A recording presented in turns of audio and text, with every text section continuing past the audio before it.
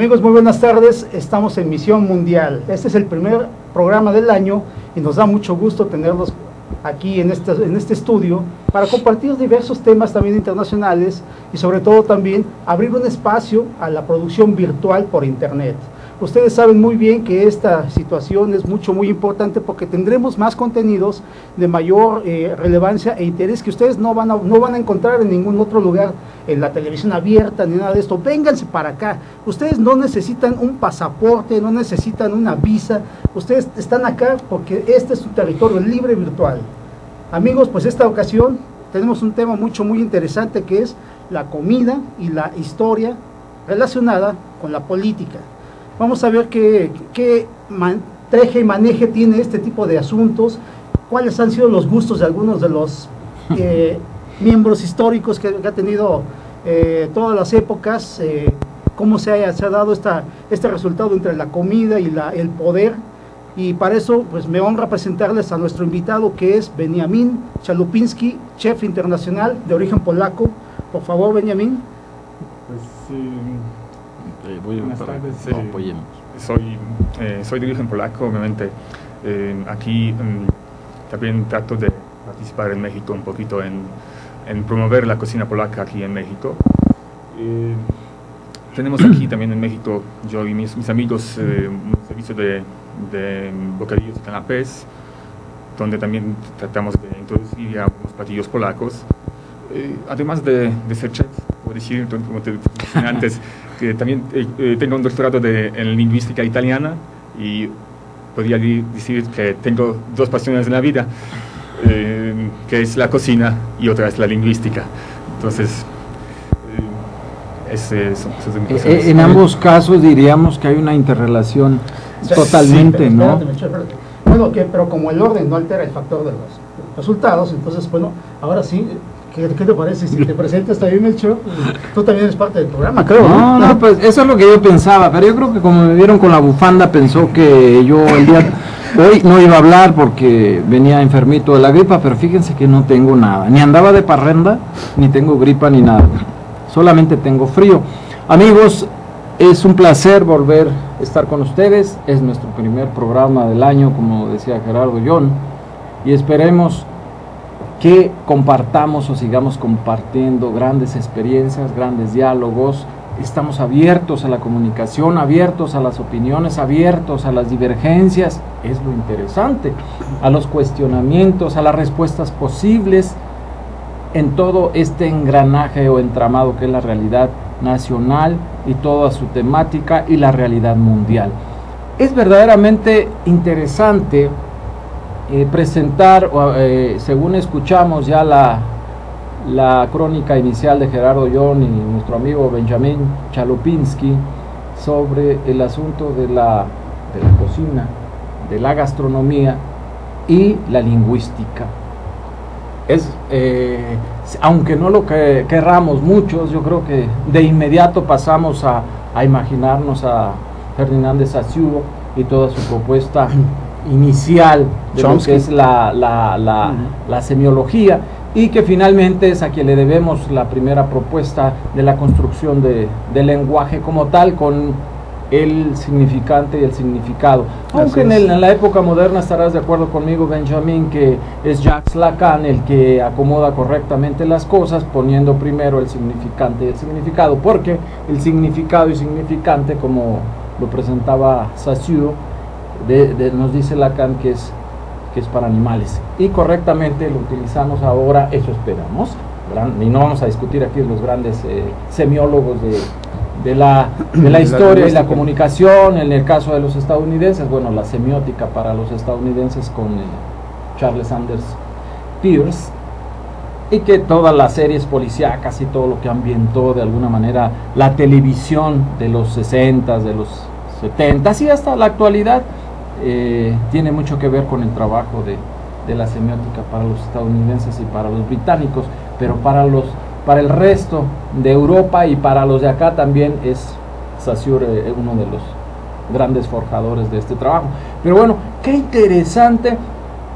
No recuerdo yo que haya presentado en alguna oportunidad a alguien que además de ser chef sea internacionalista y le guste la historia y la lingüística.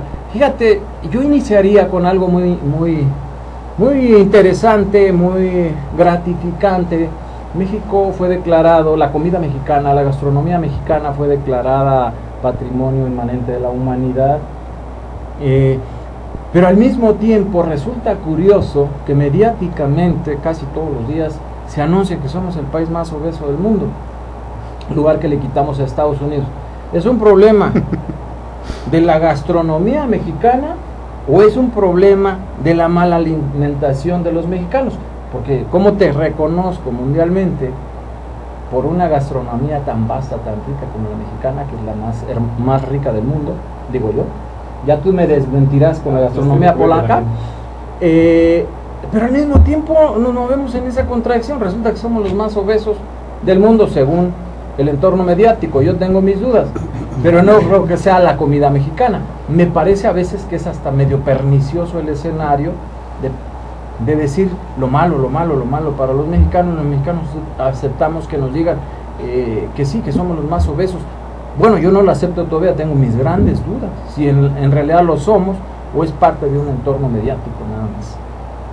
En realidad no creo que está tan problemático el asunto. Obviamente hoy día digamos que la situación es diferente. Obviamente nosotros no hacemos tanto esfuerzo físico, entonces la misma comida ya nos afecta más que antes, pero hay nuevas propuestas, obviamente aquí también en México, de cocina moderna mexicana, donde se trata de usar alimentos, unas versiones más ligeras de los mismos platillos.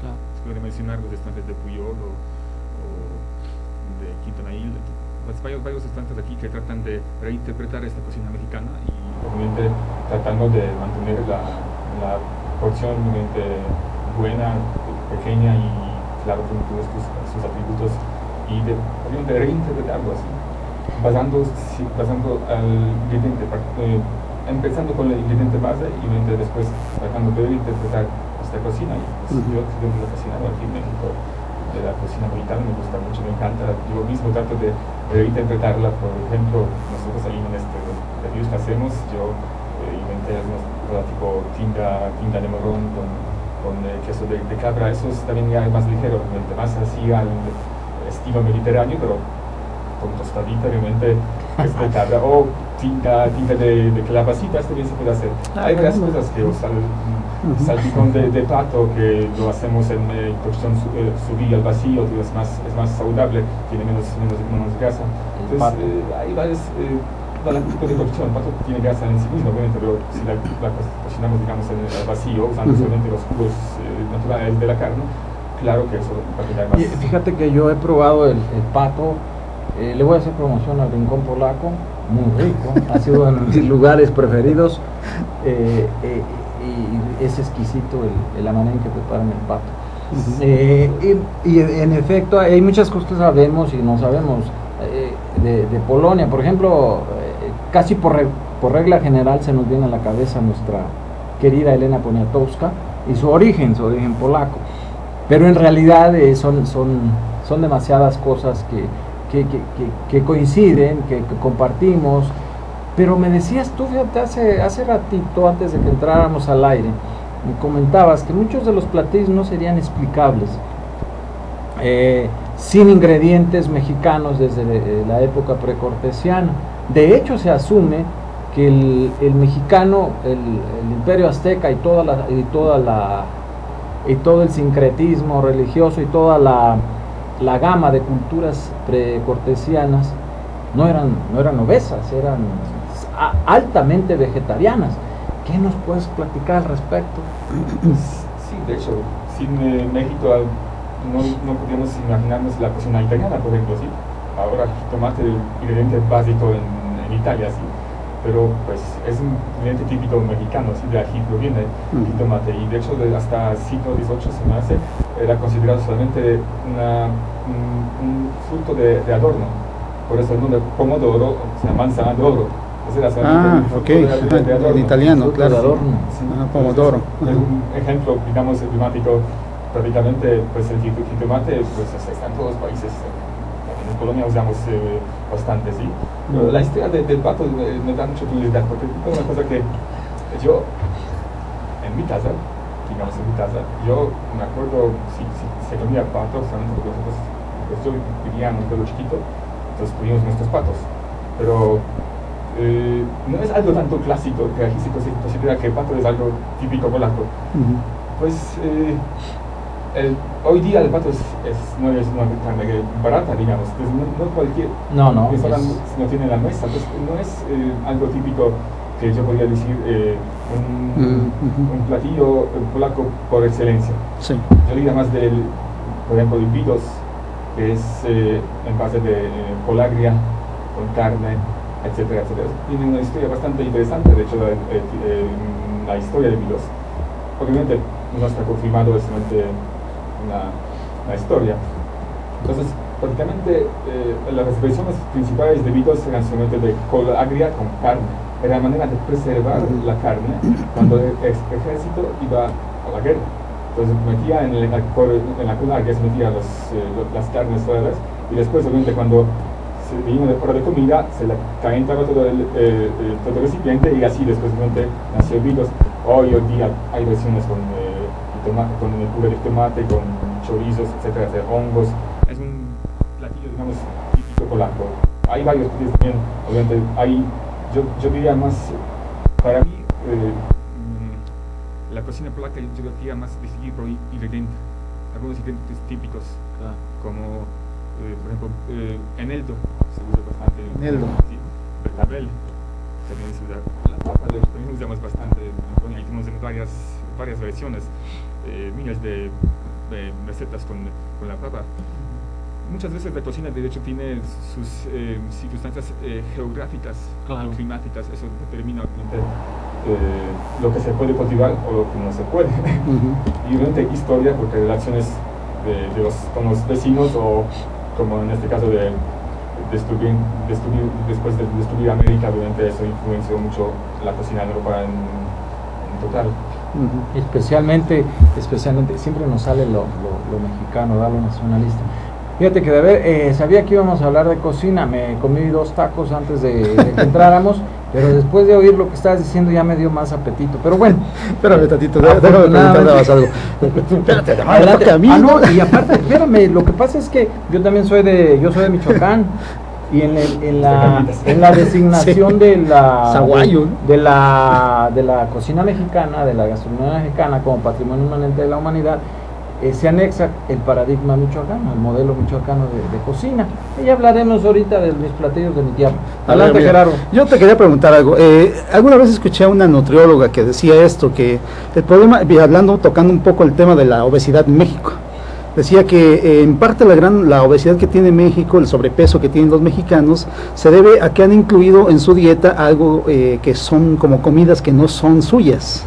Es decir, si se acabó ya ese tiempo en el que la herencia que será pues natural, que era de los aztecas, todos estos grupos, se ha diluido ya para integrar, por ejemplo, la comida china, la comida japonesa, el sushi, todo este tipo de cosas que han afectado al cuerpo, pues, y a la digestión natural del mexicano. ¿Esto podría ser cierto realmente? Pues yo diría más que son los productos artificiales que hoy día tiene la comida, que afectan más la obesidad que un buen taco al pastor, que está, digamos, 100% natural. Pero claro. Ahí tendría que yo, no sé, más ir hacia el argumento, no sé, tendría que buscar más detalles, no quiero así darte una respuesta como No, y fíjate, ahorita que señalas eso, recordé que hay estudios que se refieren incluso al tipo de sangre. Que tiene que el tipo de sangre te lleva al consumo de ciertos elementos. Sí. De hecho, yo tengo una opinión, teoría, no es nada confirmado. Yo opino que tu organismo te dice lo que quieres en realidad. Si te antoja algo dulce, si que necesitas algo dulce. Por eso ser vegetariano tiene que ser más natural, en el sentido que no te gusta mucho la carne, a lo mejor pues no necesitas tanta, pero si es una cuestión política o no sé, de moda, alguien quiere ser vegetariano, puede ser que no le va a servir bien, ¿sí? Exactamente, porque Sí, no es, sí, tienes toda la razón. Sí, eso es cierto. Lo que tú estás diciendo, no sé, es que no es por voluntad de que a mí se me dio la gana de a partir de hoy me vuelvo vegetariano. O porque sea más sino sano. que no, es sino por que eso.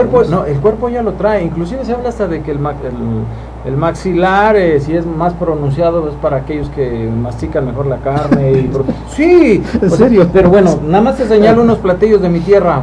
A ver, Tierra Caliente, de Huetamo, y eso que no han probado los suchepos. ¿Huetamo o Zaguayo? No, ¿De dónde Huetamo, es? Michoacán, Tierra Ah, Caliente. bueno, está bien. Bueno, los suchepos con jocoque, uy, el caldo de bagre, el mole terracalentense, las toqueres, bueno, son una serie de Pero dile qué son, platillos no, riquísimos. Es que pensar, bueno, te vamos a tener que llevar. Los uchepos son tamales de elote tierno y el jocoque es parecido a la crema, al yogur, ¿no?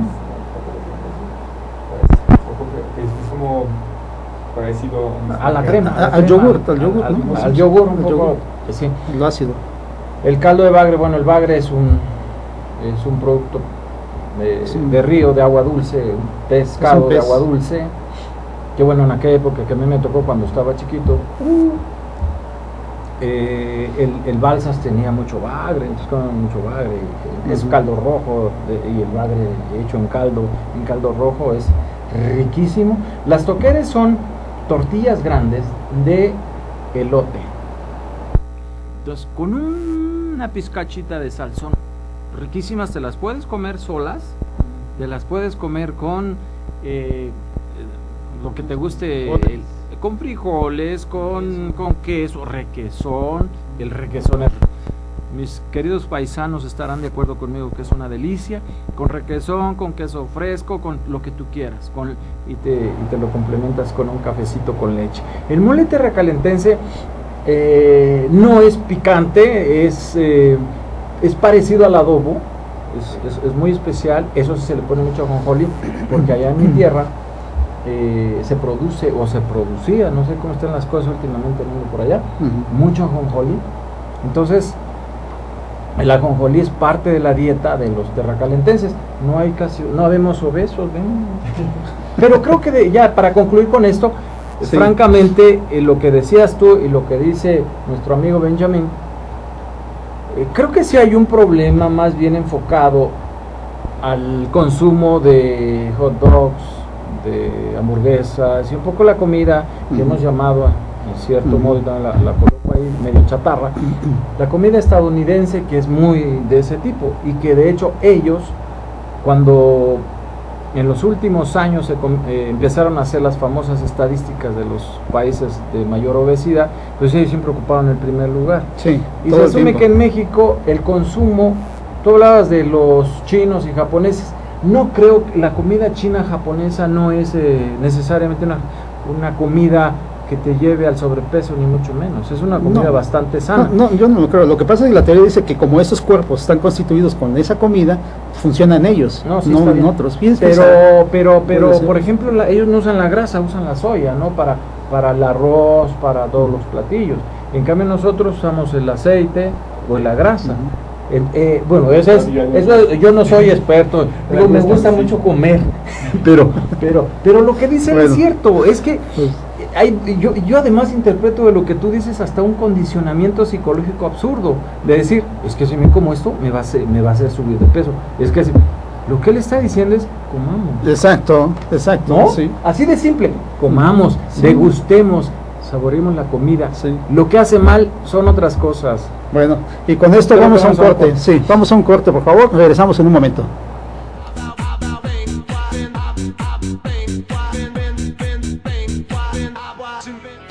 En Deiman contamos con 3 centros de distribución en México, ubicados en las ciudades de Guadalajara, Puebla y México.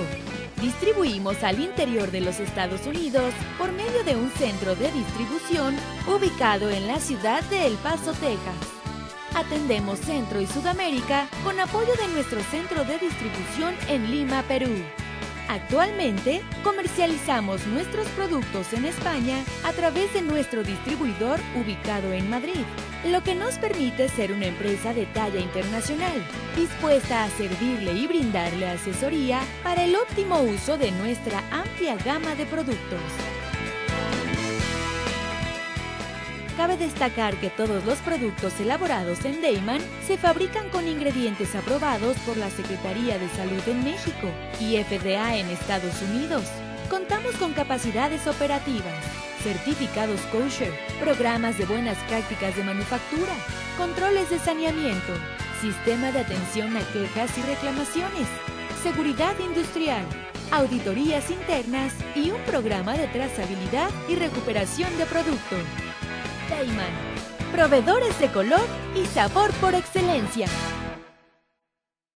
Ruiz Robles, corredores públicos y peritos traductores. Trabajamos para darles seguridad, confianza y un servicio profesional en sus asuntos relacionados a fe pública, valuación, arbitraje comercial, asesoría jurídica y traducciones. Para nosotros lo más importante es su satisfacción, brindándole además la asesoría jurídica necesaria en su negocio, con un equipo de profesionales capacitados para prevenir y resolver situaciones de riesgo en su empresa. Le aseguramos una asistencia profesional personalizada y humana a quien consideramos más importante, el cliente, porque las oportunidades pequeñas son el principio de las grandes empresas.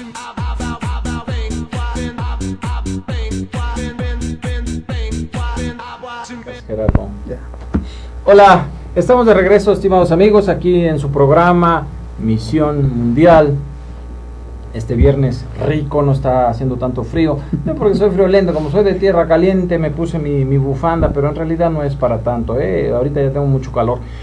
Amigos, vamos a continuar con esta interesantísima charla aquí con nuestro invitado Benjamín Chalupinsky y con la participación perenne de Gerardo Young.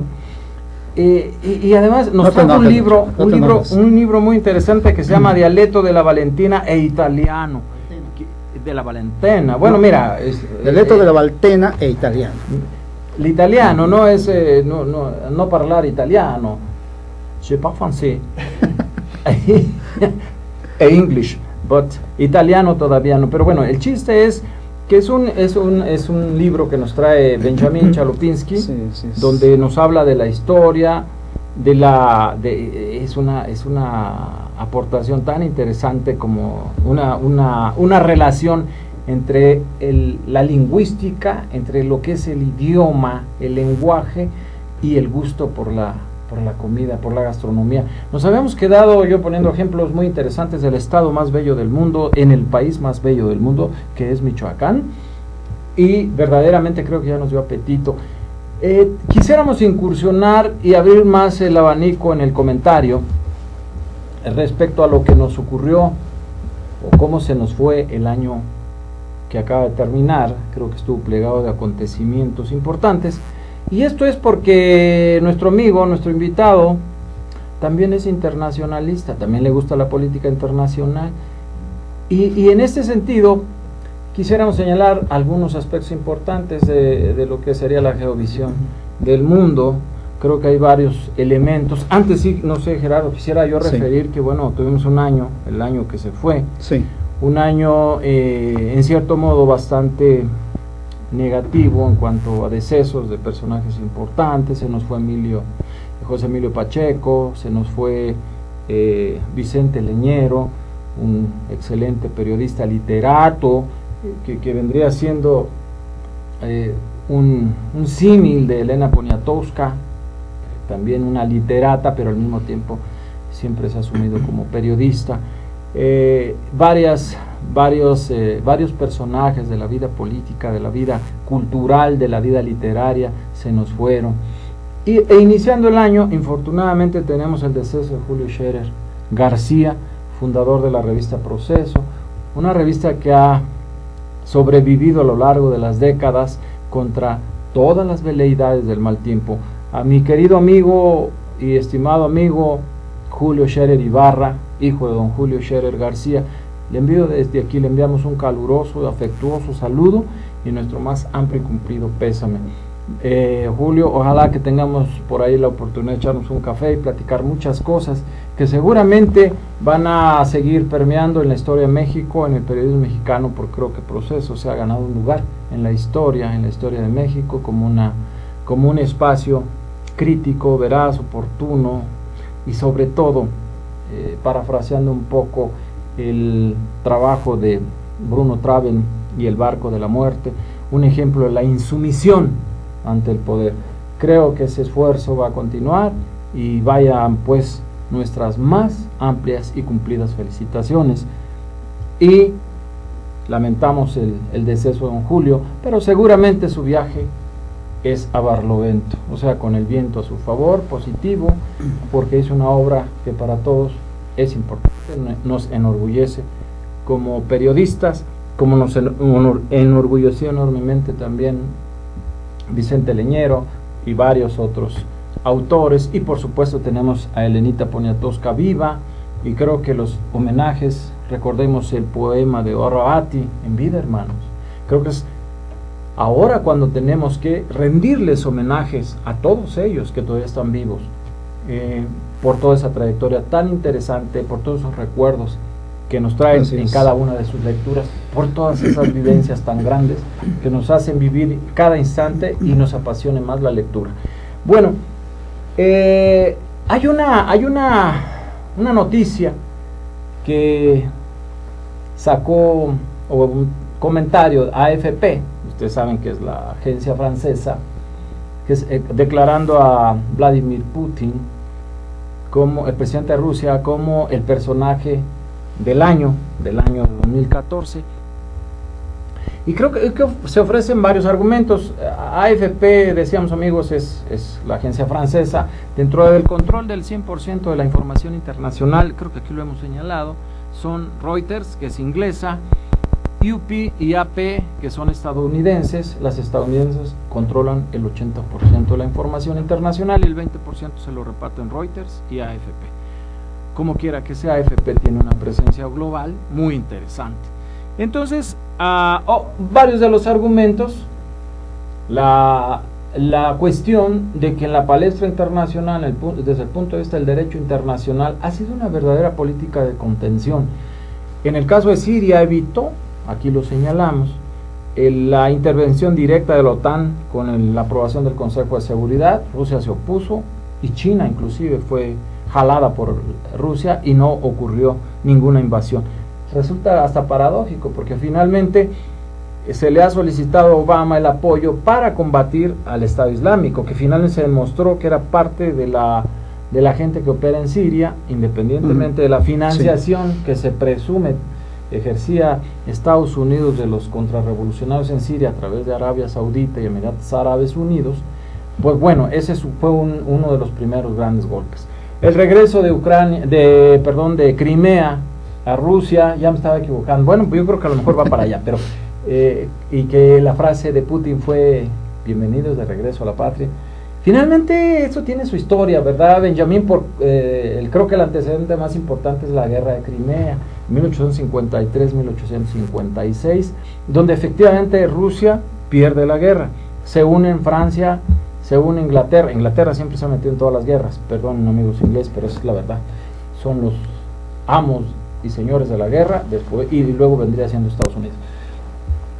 Allí pierden los rusos, que quizás ha sido la pérdida más baja en su historia en las guerras, con 50,000 muertos, 75,000 entre británicos y demás, más se calculan unos 80,000 turcos. El asunto fue que Rusia pierde la guerra. Crimea, con el presidente ruso Nikita Khrushchev, me parece que se la obsequia a Ucrania, pero finalmente regresa. Pero además fue otro golpe más, vamos a esto, fue un golpe pacífico, no hubo una guerra de por medio. En el caso de Crimea, regresó a la patria, como dice Putin, y creo que ha sido legislativa, una contención a la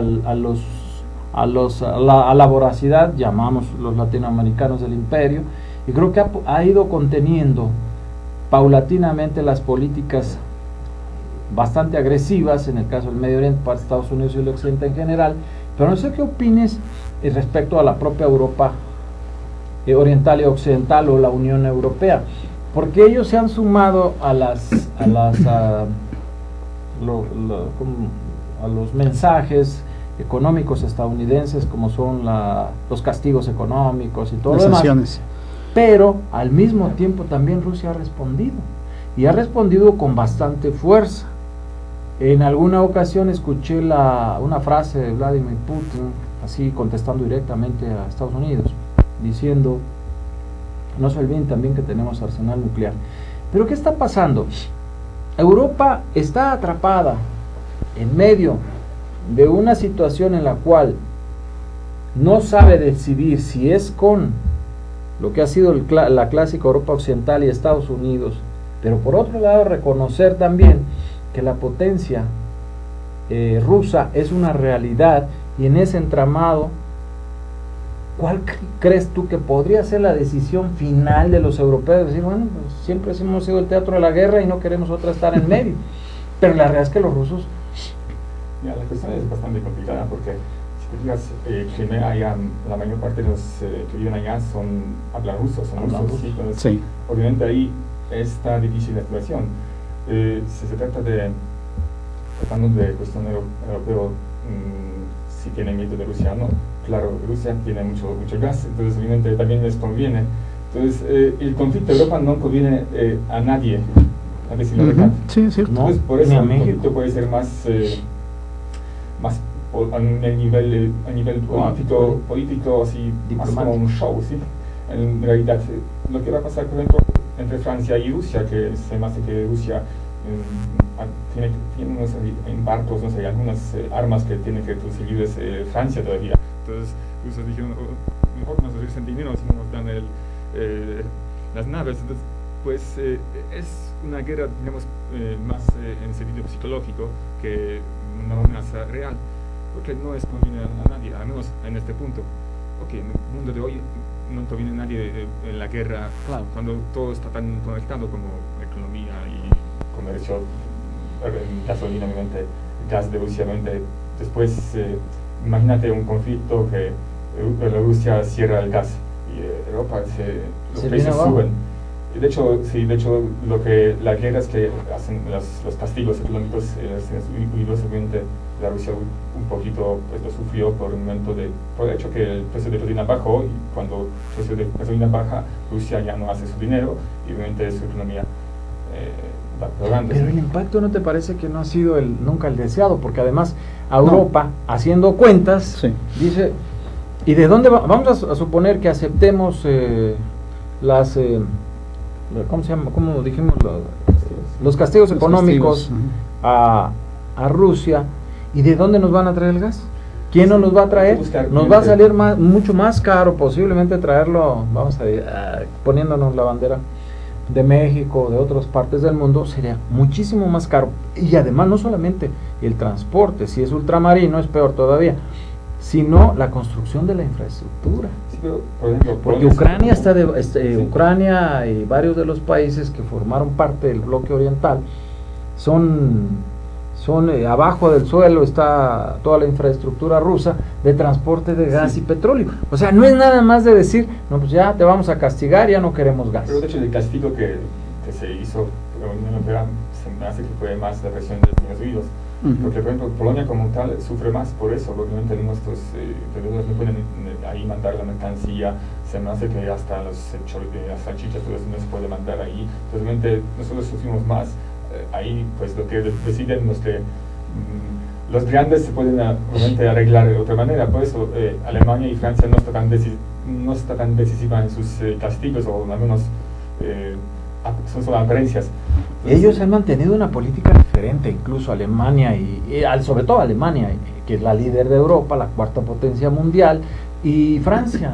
Ellos siempre han tenido otra concepción, incluso para la paz en Medio Oriente, diferentes completamente. Es que a veces es bien ser diferente, para mostrar que yo tengo algo que decir.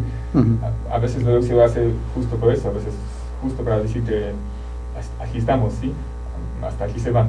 Mediáticamente. Sí. Fíjate, no sé si vieron la película Corazones de Hierro.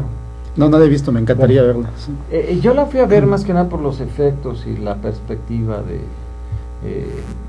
de lo que es la postproducción en televisión y una serie de cosas de ese tipo, fotografía, ¿no?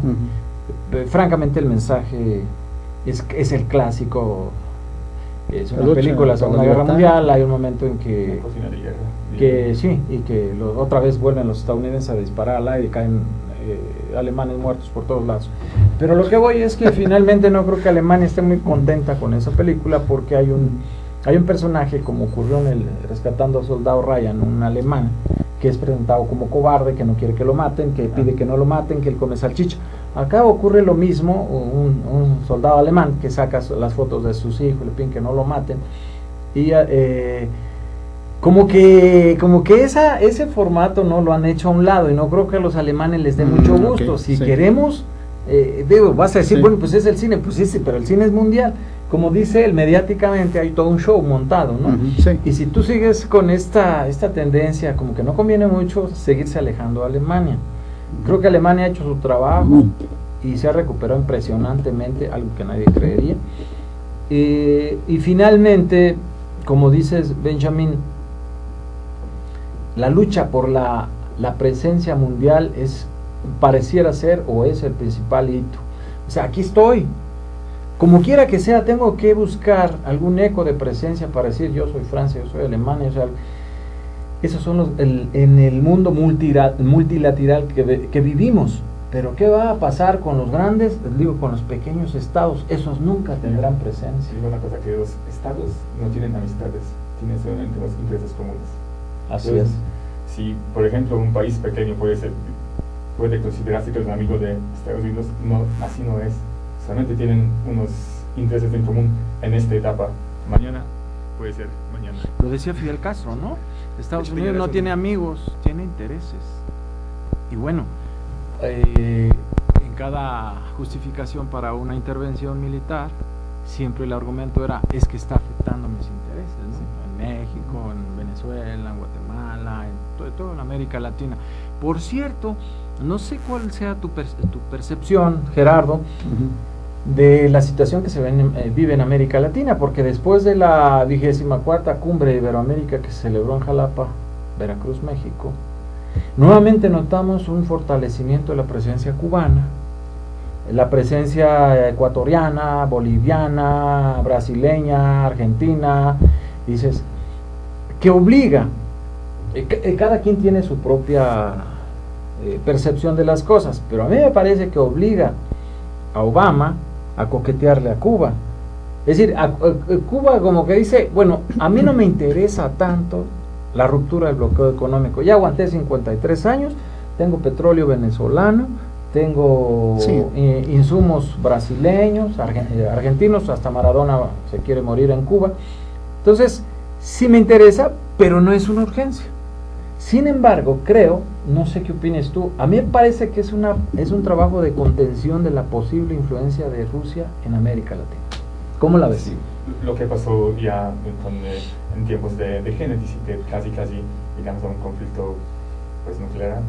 Entonces sí, a lo mejor puede ser eso, de tratar de no permitir que alguien influencie esta parte del mundo, que realmente es la parte estratégica para Estados Unidos.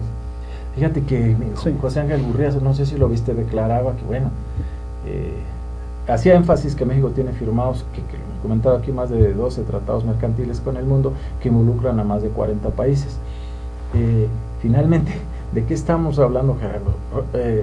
¿Esto es en la práctica una alegoría o es una realidad que está beneficiando a México impresionantemente en la palestra mundial?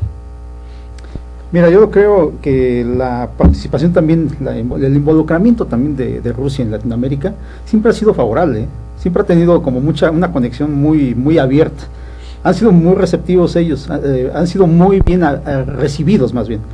Incluso México, también tú puedes ver aquí, hablas de Rusia y recuerdas, no sé, el pasado soviético, y quieres cantarle hasta unas odas y todo este tipo de cosas, ¿no? Así, pero bueno, el proyecto soviético en su momento fue una esperanza para muchos y sobre todo para Latinoamérica, que en ese momento, ¿qué esperanza tenía? Tú dime. Ahora la Rusia actual ha estado involucrándose, sí, poquito y muy estratégicamente, está vendiendo armas a Venezuela, está vendiendo tecnología también a Bolivia, también a Brasil, ¿no? A través de la tecnología aeroespacial también que le está vendiendo a través de Embraer. Y porque además la tiene, vamos, sí. Y la presencia de China, los chinos como siempre, ¿no? Misteriosos y lo demás no lo digo, pero ahí están. Es más, uno de los hombres misteriosos y callados, que está desafiando a Google y a las grandes redes mundiales, ¿no? Y que son los hombres más ricos, el hombre más rico de China, ¿no? Jack Ma, que es otro personaje también muy interesante que apareció el año pasado. Pero bueno, creo que China es muy claro, aquí lo hemos dicho, libra una guerra cibernética con Estados Unidos impresionante y que muy probablemente la esté ganando o la vaya a ganar por todo el trabajo interno que se ha dedicado a hacer, ¿no? Y calladitos. No están metidos en ninguna guerra, pero van juntos con Rusia, que es lo más interesante. Sí. En las votaciones en el Consejo de Seguridad ante cualquier conflicto van los dos. Y en América Latina, la presencia china es muy interesante y la rusa, pues no se diga. De pronto dices, Venezuela, bueno, los venezolanos dicen, pues yo me preocupo por mis problemas, pero bienvenido la tecnología rusa, bienvenida la inversión china. Y finalmente tengo suficiente petróleo para con mis amigos cubanos hacer intercambios. Me parece que había 187,000 cubanos en Venezuela haciendo labores sociales, médicos, principalmente. Sí. Lo cual a mí se me hace muy interesante. Quiere decir que Cuba pues sigue siendo eso que tú llamas la esperanza. Pero además hay reconocimientos internacionales en el caso de Bolivia, que es un país que ha logrado un equilibrio impresionante. Ecuador. Y bueno, a Brasil le ha tocado bailar con muchas feas, pero me parece que de todas maneras los brasileños han logrado, a diferencia del siglo pasado, de la década de los 60, 70, bajo puras dictaduras, que era un verdadero desastre. Y en el caso de México, yo creo que aquí lo que hemos perdido, no sé si estén de acuerdo conmigo, esa capacidad, esa visión global que tuvo la política exterior mexicana para seguir siendo el líder, que siempre aprovechaba las oportunidades en el contexto global para decir aquí estoy, y enarbolaba la bandera en varios escenarios de la palestra mundial, ocupando no solamente la vocería, sino siendo además protagonista directo. Entonces yo creo que se avecina para nuestro país una verdadera época interesante, porque juega la parte intermedia entre ser definitivamente parte del bloque de Norteamérica o decidir mantener una política de alianza o no con el resto de América Latina. Y creo que en ese juego está simbrado la persistencia, existencia de la política exterior de nuestro país a todos los niveles. No sé cuál es tu percepción, Benjamín. Con todo y música. Ya la quitamos. Me parece que la influencia americana es bastante significativa aquí en México, pues con la reforma de petróleo y todo eso, pues se me hace que ahí va más hacia a Estados Unidos, al menos eso es lo que quieren americanos, pero a ver cómo nos va a mostrar el futuro. Esperamos que vaya más hacia Latinoamérica, porque ese es sus raíces culturales, mientras Estados Unidos no necesariamente es la mismo pensamiento, la cultura, etcétera, etcétera. Ese sería un tema yo creo crucial de la agenda mexicana en política exterior, recuperar una gran relación con América Latina, porque el porcentaje de intercambio mercantil ha sido del 3%, nunca ha pasado en los últimos 50 años, y además creo culturalmente, como señala Benjamín, hay muchísimo más, es muchísimo más lo que nos acerca que lo que nos separa. No olvidemos que Centroamérica simplemente formó parte de México, y las coincidencias con Sudamérica pues son muy grandes en muchos sentidos. Entonces es su área natural de influencia. Creo que el liderazgo mexicano, en caso de que se recuperara, tiene ante sí un futuro muy interesante, muy amplio, que es una cuestión de definición. No conozco un país en el mundo que dependa o que esté subordinado a otro totalmente y que tenga grandes márgenes de acción. Creo que en ese sentido México tiene que diversificar su trabajo en el mundo y especialmente en América Latina. Entonces, para mí un tema de política exterior central en la agenda del Estado mexicano es precisamente acercarse o recuperar más América Latina, o recuperar ese liderazgo que en un momento fue indiscutible. México era el líder indiscutible de América Latina y ahora es el no líder indiscutible, ¿no? Sí, se señala mucho más a Brasil, ¿no? Aún cuando dicen que Brasil no tiene esa capacidad de desarrollo. Hay mismos brasileños también, analistas, que han dicho que no, que es un parapeto que Brasil ha creado de su propia bonanza, que no es cierto ese desarrollo que tienen. Sin embargo, bueno, le ha funcionado muy bien. Bueno, yo digo que es una guardando la música que nos acompaña, creo que eso lo comentamos en alguna ocasión, guardando las debidas proporciones, con el salinato. Que en el salinato Salinas convenció a todo el mundo que México era una de las potencias mundiales. Y sí, puede ser, sí, y una publicidad impresionante. Sí. Creo que a lo mejor no estarán de acuerdo varias gentes conmigo, pero a mí me parece que Lula lo que aplicó fue el sistema promocional del salinato en Brasil durante su gestión, que le funcionó muy bien. O sea, promocionó bien a Brasil, pero la realidad los vino a poner en su lugar. Finalmente Brasil es un país con muchos problemas, con muchas desigualdades, con grandes atrasos que ahorita se han visto reflejados y que tienen que trabajar. Sí. Aquí he señalado, porque siempre terminamos por defender a nuestro querido país, que en términos mercantiles de intercambio con el mundo, el comercio exterior de México es superior al comercio exterior de Argentina y Brasil juntos, y todavía nos sobran 40 mil millones de dólares para repartirlos entre Bolivia, Ecuador y Perú. Aquí en la Ciudad de México pues es bastante grande. Entonces sí, el intercambio en el 2013, y no sé cuál haya sido el 2014, fue de 765 mil millones de dólares. Nos acercamos al billón de dólares, lo cual ya es impresionante. Estamos en el 15º lugar en ese contexto. Entonces, pero culturalmente tenemos que hacer más. Creo que nuestro país tiene una diversidad cultural de las más ricas del mundo, y los europeos, por cierto, que estudian muchísimo la historia de México, la historia precortesiana, saben mucho de historia. Los polacos, los eslovacos, los de Europa Oriental, y los alemanes, los franceses, pero especialmente Europa Oriental, antropología también tienen cierta, bueno, sí lo hemos comentado con algunos de ellos, tienen cierta predilección, ¿no? Por conocer las raíces de México.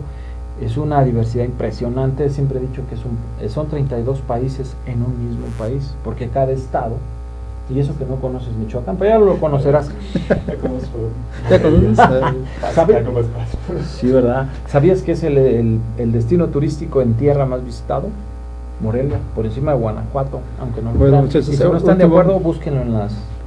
Comentario final, en 2 minutos. Comentario final, mi querido Benjamín, ¿qué nos puedes decir sobre el futuro que se avecina desde el punto de vista de la política exterior de México? De México. No, de México no, internacional. Internacional. Vamos a hablar del panorama geopolítico. En el entorno político global a la luz del trabajo de los rusos. Yo diría que no hemos mencionado India. Ah, sí, tienes razón. Por cierto, también tiene un crecimiento muy alto y obviamente también militarmente es una potencia. Rusia, pues muchos critican Putin, etcétera, etcétera, pero se me hace que Rusia es bastante conservativa en sus pensamientos. Entonces puede ser que eso va a ser un bloque que va a ser contra Europa un día musulmana.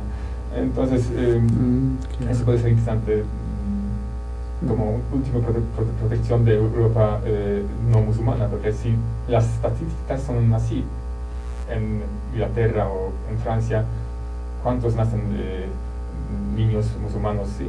En una familia es más 2 más 5, 2 más 3, mientras una familia clásica de francés o de inglés va a ser 2 más 1. Entonces ahí en matemática nos va a ganar un día. Entonces no sé, está un poquito... Es interesante, sí. Eso es lo que pasó ahorita en Francia, Sí. entonces eso es Sí. ya un primera señal de un conflicto ético en Europa. Entonces, Bastante serio, Sí, sí. porque, En porque serio.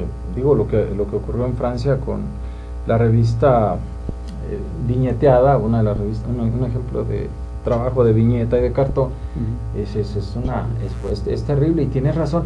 Fíjate que guardando las debidas proporciones, pero es un poco lo que le va a pasar a Estados Unidos también, pero no con violencia. Es decir, se ha hecho un cálculo, hemos hecho aproximaciones, y para el año 2050 el 70% de la población estadounidense va a hablar español. algunas partes de Estados Unidos regresan a México. ¿Sí? Exactamente. Bueno, Gerardo, Bueno, pues entonces te agradecemos mucho, Benjamín Chalupinsky, mucho tu presencia aquí, y creo que vamos a tener que retomar ese tema de la comida y la política, ¿no? Para saber que de verdad era funcional para Hitler su vegetarianismo, o la tendencia carnívora de Stalin, y el por qué se pelearon Francia y Inglaterra en las pasadas Olimpiadas, porque decía Francia, ¿cómo escogen a un país que tiene una cocina tan burda, tan menospreciada, ¿no? Yo creo que lo que decía Benjamín es más el show, es más porque cada cosa en su lugar, ¿no? Y además se generan demasiados mitos alrededor de ¿qué mito no se ha generado alrededor de Hitler? ¿Qué mito no se ha generado alrededor de Stalin? ¿Qué mito no se ha generado alrededor de Roosevelt? Entonces yo mismo he tenido que decir que Roosevelt admiraba a Stalin, aunque la historia diga, eso no puede ser, pues sí es, pero es la realidad. Así como el hecho de que el gran brazo derecho en realidad de Lenin era Trotsky, Claro, que resultó ser un gran militar, y que Lenin antes de morir dijo, hay que evitar que Stalin llegue al poder, porque es terrible, se lo dijo a su esposa. Entonces son cosas tan interesantes, pero amigos, como siempre, se nos agota el tiempo, quisiéramos comentar muchas cosas más, y como dice Gerardo, John, esta vez con la presencia aquí de Benjamín Chalupinsky, realmente ha sido muy interesante, porque finalmente, ¿qué es la cultura? La hemos definido siempre como la suma de las actividades del hombre. Por tanto, no podemos separar la gastronomía de la literatura, de la lingüística, de todo, porque eso es la cultura. El idioma o lenguaje o lengua. Entonces, todo este engranaje de situaciones hacen el producto cultural. Y ojalá sigamos contando siempre con su atención. Vamos a seguir trabajando este asunto porque nos ha dejado muy interesados, y creo que este libro lo vamos a comentar con mayor profundidad con Benjamín. Sí, de alguna manera también el italiano nos evoca al origen del español. También tenemos muchas similaridades. Bueno, nos evoca muchas cosas. Estarán ustedes de acuerdo conmigo que el puente entre la caída del feudalismo y el propio Renacimiento es Dante Alighieri, el gran lingüista, y de hecho es la lengua italiana es Dante Alighieri, ¿no? Parte de la lengua italiana. Exacto. Entonces siempre haremos una referencia a estas situaciones, a estos contextos. Dices, caramba, pues así son las cosas, y creo que nos espera una agenda de trabajo muy interesante en este año, al país y al mundo entero. A todos ustedes, amigos, muchas gracias, feliz año, feliz 2015, nos vemos el próximo viernes de 2 a 3, nunca se olviden, y quédense todavía porque todavía tenemos muchos programas que les van a gustar aquí en AzTele, Emprendiendo con Valores. Gracias.